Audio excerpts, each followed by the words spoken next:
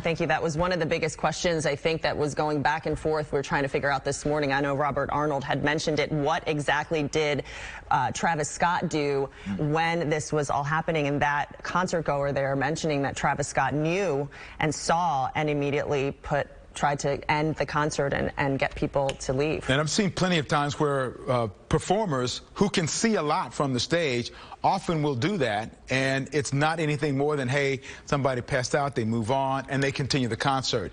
It's not out of the question that these performers thought the similar kind of thing was happening. Hey, it's not a big deal, but this obviously was a much bigger deal going forward. For sure. All right, we've got some more information to get to you now. I believe it's the numbers here. Yes, if you have somebody like that gentleman that Kathy spoke to, that is just heartbreaking as a parent to know that you're looking for your child, you know your child was at this event last night, and you're hoping to get in contact with them. We were told, a lot of people that were at the concert did say, my phone is dead, that's why I couldn't get in touch with anybody. Yep. So hopefully this is just a situation for a lot of families that their phones are just dead.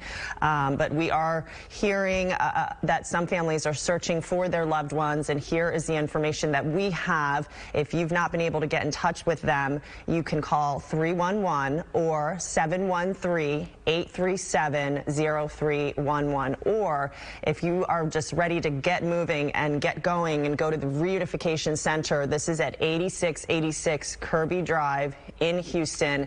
That is where a lot of law enforcement personnel are there with information. If you're searching for your loved one, you can also head right to that location. And Chopper is out this morning over the scene of what was this concert last night. You can see, obviously, it's an empty lot right now. That's the area where the main stage was. And last night, of course, the yellow tape over that, very familiar to a lot of us who've covered scenes like this, as you have, Sophia, and I have throughout our years.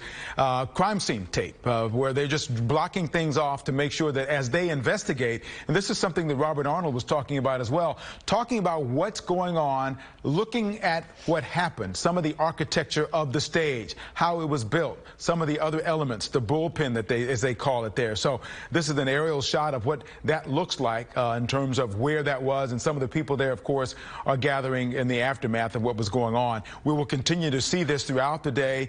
Overview of what's been happening here. Of course, we're not controlling the actual shot right now, but you can see close up. You know, after a concert, there's going to be trash and things like that. But this is the back part of the stage where a lot of that was going on, or the stage, or the bullpen area where the fences were.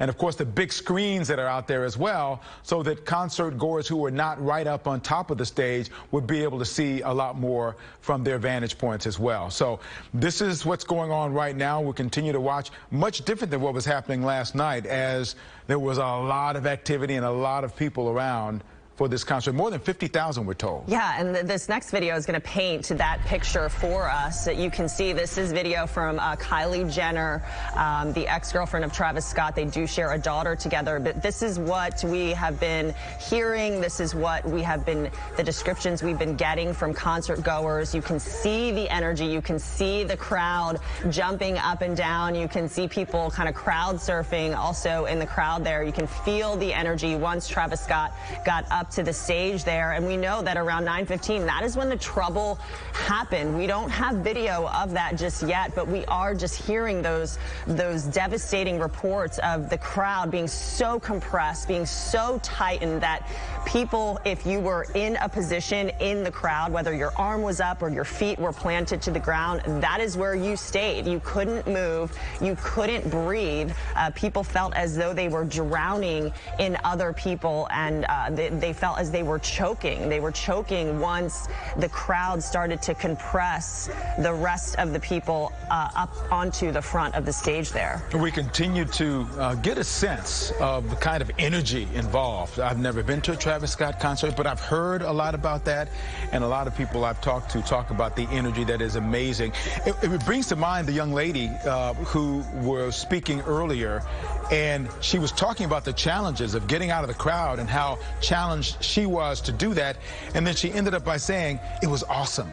It was good. Right. And that was a jaw-dropping statement from someone who already knew that there were 8 people killed, But from her vantage point, it was an awesome time, as she called it. Now, their family's still trying to find out where their loved ones are. There are several that are there. If you're not being able to get through to a phone number, there's a reunification place for you, and that's the Wyndham Hotel there, and that the location is right there at the 610 Loop and Kirby, right in the shadow of NRG Park, very close.